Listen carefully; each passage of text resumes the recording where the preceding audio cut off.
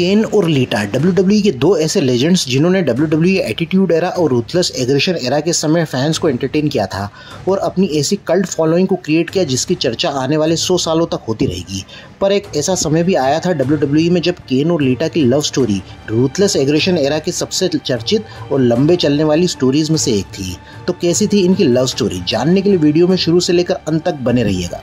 दोस्तों, अपनी अनमास्किंग के बाद केन फिर से WWE के एक डोमिनेंट फोर्स बन गए थे और उनका फेस रिवील होने के बाद से केन अपनी ह्यूमन इमोशंस को और अच्छे से दिखाने लगे थे।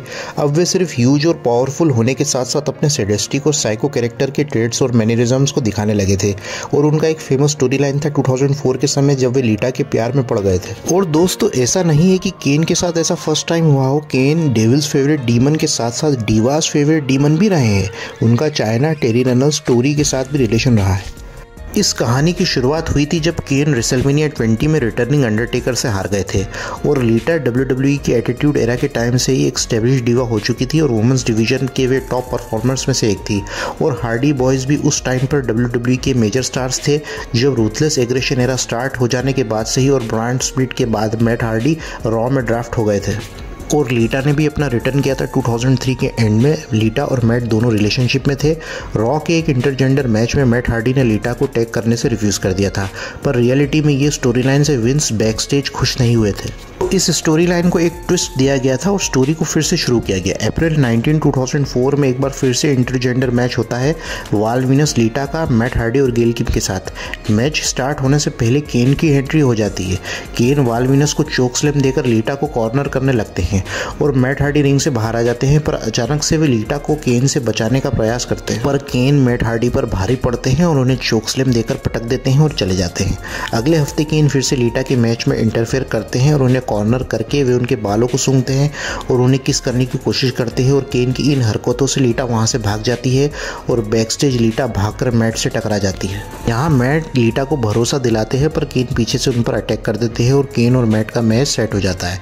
जब इनका मैच होता है तो केन फिर से हार्डी पर भारी पड़ते हैं और लीटा वहां आकर केन से रिक्वेस्ट करती है कि वे हार्डी को और तकलीफ ना दे और केन लीटा को किस कर देते हैं। अगले हफ्ते मैट जेरिको के हाईलाइट रील में आकर कहते हैं कि वे सारी चीज़ें जो उनके और लीटा के बीच चल रही है उसे वे ठीक करना चाहते हैं। मैट लीटा को बुलाते हैं, पर टाइटन टर्न पर लीटा अपीयर होती है और लीटा को केन ने किडनैप करके और बंदी बनाकर रखा था बैकस्टेज के बेसमेंट में और हार्डी लीटा को बचा लेते हैं। अगले हफ्ते फिर से केन का टॉर्चर मैट और लीटा के लिए कंटिन्यू रहता है। फिर केन के मैच में मैट इंटरफेयर करते हैं, पर केन फिर से हार्डी पर भारी पड़ते हैं और चेयर के नीचे हार्डी को फंसाकर बस वे मैट को हर्ट करने ही वाले होते हैं कि लीटा वहां आकर केन को रोकती है और केन के प्रपोजल को वो एक्सेप्ट करती है। अगले हफ्ते मैट लीटा को बैकस्टेज कन्फर्ट करते हैं और लीटा मैट को बताती है कि उन्हें बचाने के लिए लीटा ने वो कहा था। फिर केन लीटा के लॉकर रूम में ही छिपे होते हैं और केन लीटा को कहते हैं कि अभी ये ख़त्म नहीं हुआ है, ये तो बस शुरुआत है। और उसी रात केन 20 मैन बैटल रॉयल जीत लेते हैं और वर्ल्ड हेवीवेट चैंपियनशिप के नंबर 1 कंटेंडर बन जाते हैं। क्रिस बेनवा और उनका मैच होता है बैड ब्लड पेपर व्यू में, जहाँ केन बेनवा से हार जाते हैं। और अगले हफ्ते रॉ के एपिसोड में लीटा गेल किम को डिफीट करके वुमेन्स चैंपियनशिप की नंबर 1 कंटेंडर बन गई थी। और शो के बाद ये रिवील होता है कि केन ने बिशॉफ से रिक्वेस्ट करी थी उनके लिए वुमेन्स चैंपियनशिप मैच के लिए। और एक बार बैकस्टेज लीटा को प्रेगनेंसी किट के साथ दिखाया गया था और उसे वे टेस्ट करती हैं। फिर स्टेसी को वे बताती हैं कि वे प्रेग्नेंट है और स्टेसी को वे ये बात किसी को ना बताने के लिए कहती हैं। और अगले हफ्ते स्टेसी मैट को बधाई देती हैं और मैट कहते हैं कि वे लीटा को प्रपोज करेंगे। जब मैट लीटा को प्रपोज करते हैं तो केन टाइटन टर्न पर आ जाते हैं और लीटा के बच्चे को वो अपना बच्चा बताते हैं। और ये रिवील होने के बाद मैट और लीटा रोने लगते हैं। फिर बैकस्टेज लीटा मैट को समझाती है कि केन के साथ वे इसलिए सोई थी कि वे मैट को प्रोटेक्ट करना चाहती थी केन से और केन मैट को बहुत बुरी तरह से हर्ट ना करे और वे सिर्फ मैट से ही प्यार करती है। फिर 28 जून रॉ के एपिसोड में केन एक प्रोमो कट करते हैं और मैट केन पर अटैक कर देते हैं और वेंजेंस पेपर व्यू में केन और मैट हार्डी का नो डिस्क्वालिफिकेशन मैच सेट हो जाता है। केन और मैट हार्डी का मैच वेंजेंस में बहुत शानदार हुआ था। दोनों ने पूरी अरीना में ब्रॉल किया था।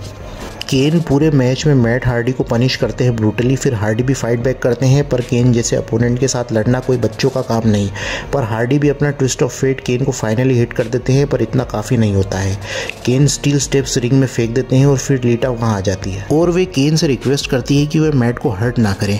केन नहीं मानते हैं और स्टील स्टेप्स को जैसे ही वे उठाते हैं मैट को मारने के लिए, तो मैट चेयर से केन को हिट कर देते हैं और स्टील स्टेप्स केन से टकरा जाते हैं और वे वहीं ढेर हो जाते हैं और मैट जीत जाते हैं।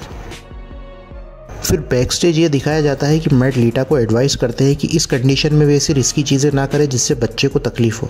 अगले मंडे हाईलाइट रील में केन अपीयर होते हैं। लीटा को वे कॉल आउट करके उन्हें मैट के अगेंस्ट लॉस के लिए ब्लेम करते हैं। लीटा कहती है कि वे उनसे परेशान हो चुकी है।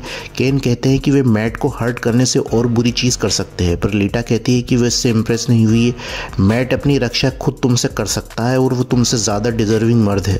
अगले हफ्ते फिर मैट लीटा को प्रपोज करते हैं, पर बैक स्टेज केन लीटा को फिर पकड़ लेते हैं और मैट से मैच की मांग करते हैं समर स्लैम में। जो जीतेगा वो इससे शादी करेंगे और लीटा केन को बहुत जोर से स्लैप कर देती है। फिर केन और मैट का कॉन्ट्रैक्ट साइन होता है। फिर से वे फाइट करने लगते हैं और मैट केन को मेटल ब्रीफ केस से हिट कर देते हैं। फिर उनका जब समर स्लैम मैच होता है तो हार्डी अपना पूरा जोर देते हैं केन को रोकने के लिए, पर केन एक मॉन्स्टर है जिसे रोकना या काबू करना पर्वत पर काबू करने जैसा है। फिर लीटा रिंग में मैट को पास कर देती है और हार्डी उससे केन को मारने लगते हैं। फिर एंड में रिंग कॉर्नर में केन को मैट डीडीटी देने की कोशिश करते हैं, पर केन उसे चोक स्लैम में रिवर्स कर देते हैं और केन जीत जाते हैं। और स्पेक्यूलेशन के चलते केन और लीटा की वेडिंग नेक्स्ट मंडे को रॉ में होती है और बैक स्टेज दूसरी डिवास लीटा के मजे लेते हुए उन्हें कुछ गिफ्ट्स देती है और उनकी वेडिंग सेरेमनी को पूरे रिंग में सजाया जाता है। और डेविल्स फेवरेट डीमन केन यहाँ व्हाइट वेडिंग सूट में दिखते हैं और जब उनकी वेडिंग होती है केन एक स्पीच देते हैं और लीटा को वे अपनी प्रॉपर्टी बताते हैं और लीटा इसके बदले में उन्हें बहुत हार्श वर्ड्स बोलती है जिसे केन बर्दाश्त नहीं कर पाते, पर अपने आप को वे नॉर्मल दिखाते हैं। फिर मैट केन पर अटैक कर देते हैं और रिंग के बाहर वे उन्हें ट्विस्ट ऑफ फेट दे देते हैं और वे लीटा को वहाँ से भगाने वाले ही होते हैं कि टाइटन पर आग लग जाती है और केन मैट को मारते हैं और उन्हें चोकस्लैम दे देते हैं। फिर उनकी वेडिंग सेरेमनी कंप्लीट होती है और केन वहाँ से लीटा को किस करके चले जाते हैं। इसके बाद मैट हार्डी 1 साल के लिए WWE से ऑफ ले लेते हैं नी इंजरी के चलते, और केन वर्सेस मैट हार्डी के जो मैचेस हुए थे बहुत एक्साइटिंग और शानदार हुए थे और दोनों रेसलर्स ने अपने करियर के बेस्ट मैचेस दिए थे। सितंबर 13 रॉ के एपिसोड में सिनिट्स्की का डेब्यू मैच होता है केन के अगेंस्ट और मैच के दौरान केन लीटा के ऊपर गिर जाते हैं क्योंकि सिनिट्स्की ने चेयर से उन पर पीछे से वार किया होता है और केन यहाँ फेस हो जाते हैं और सिनिट्स्की से वे बदला लेंगे अपनी वाइफ के मिसकैरेज के लिए। फिर सिनिट्स्की एक इंटरव्यू सेगमेंट में कहते हैं कि इट्स नॉट माई फॉल्ट, जो बाद में उनका एक फेमस कैचफ्रेज बन जाता है और क्विकली वे एक हील रेसलर में तब्दील हो जाते हैं। फिर केन वर्सेस सिनिट्स्की का मैच सेट हुआ था टैबू ट्यूसडे पेपर व्यू में। टैबू ट्यूसडे पेपर व्यू में केन वर्सेस सिनिट्स्की का मैच सेट होता है जहां पर सिनिट्स्की केन के लैरिंग्स को डैमेज कर देते हैं और केन यहां 4 मंथ्स के लिए टीवी से ऑफ हो जाते हैं क्योंकि वे अपनी सी नो इविल मूवी को शूट करने वाले थे। फिर सिनिट्स्की 2004 सर्वाइवर सीरीज में टीम ट्रिपल एच की तरफ से टीम ऑर्टन के अगेंस्ट लड़े थे, पर केन वर्सेस सिनिट्स्की का फ्यूड कंटिन्यू रहा था। रॉ के एक एपिसोड में कंट्रोवर्शियल मोमेंट होता है जिसमें सिनिट्स्की एक बेबी डॉल के साथ रिंग में आकर लीटा को मॉक करते हैं जो जेरिको की हाईलाइट रील्स में आई थी और सिनिट्स्की उस बेबी डॉल को क्राउड में किक कर देते हैं। ये थोड़ा अजीब और विवाद कर देने वाला सेगमेंट था। फिर केन यहाँ वापस आते हैं, सिनिट्स्की को न्यू ईयर्स रेवोल्यूशन में हराते हैं और उसी पेपर व्यू में लीटा और ट्रिश का मैच भी होता है। उसमें लीटा अपने नी को इंजर्ड कर लेती है और यहाँ ट्रिश और लीटा का फ्यूड चल रहा था। रॉयल रंबल 2005 में सिनिट्स्की और हाइडेनराइक का एक बैक स्टेज सेगमेंट होता है जहाँ पर हाइडेनराइक का केन के भाई अंडरटेकर के साथ कैस्केट मैच था और सिनिट्स्की उनके मैच में इंटरफेयर करती है और केन यहाँ अपने भाई टेकर की मदद करता है। फिर इसके अगले रॉ के एपिसोड में केन सिनिट्स्की को स्टील केज मैच में हराते हैं और अपने फ्यूड का एंड करते हैं और लीटा यहाँ अब केन के साथ दिखती है और उनके बीच बहुत सारे मूवमेंट्स होते हैं जो समझदार हैं वो समझ जाएंगे।